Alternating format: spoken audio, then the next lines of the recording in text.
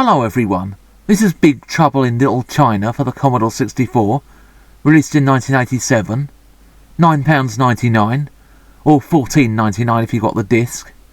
Based on the John Carpenter movie. That was a kind of fantasy action comedy film. Kurt Russell was in that. I saw that years ago now, can't really remember that much about it. I think it involved a lot of these kind of supernatural martial arts types with flashing eyes, shoot electricity from their fingers, that sort of thing. The first time I played this, I thought this was a hub world. You had to get through the doors to where the actual levels were. But no, this is the actual level. It just seems to be walk along for about an hour and a half, then once in a blue moon some martial arts type appears and starts kicking the doo-doos out of you. It's not really as if there's a lot to look at. Same old bits of scenery keep repeating themselves. Oh, and here we go. Postman Pat or someone wants to kick the shit out of you. Oh, I don't know where he went. I take it he's dead.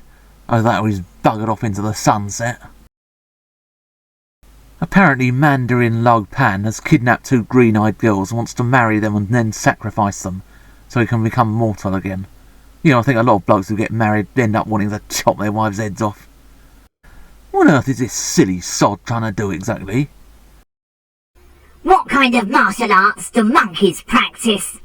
Flung poo!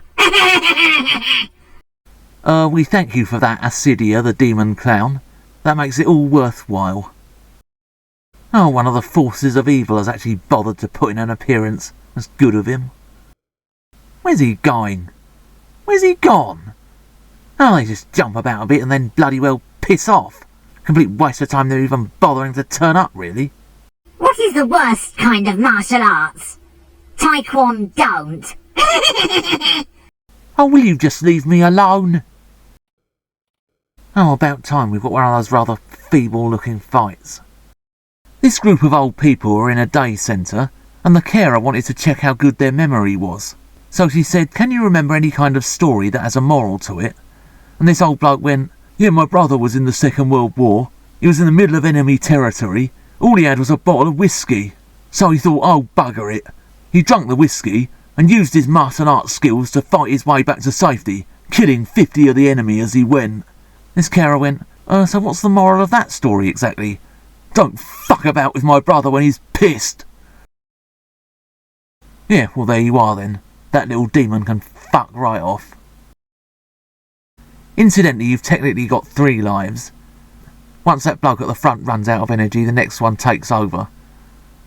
I don't know whether you can change between them, I can't be asked to find out, to be honest. There are 4 stages before you meet the big boss. A man was on a train and he saw 2 other men having a fight. Being a bouncer, he dealt with the situation accordingly. He stood there looking like a cunt. Thank you, Acidia the demon clown. Don't think I'm going to be going to any nightclubs in the near future. Oh, a change of background, how lovely. Same old flipping tedious gameplay though. Once you use up all 3 people, it's game over. And I think for the benefit of people who might have plans for their future, I'm going to have to speed this up a bit. Otherwise we're going to be here all bloody night.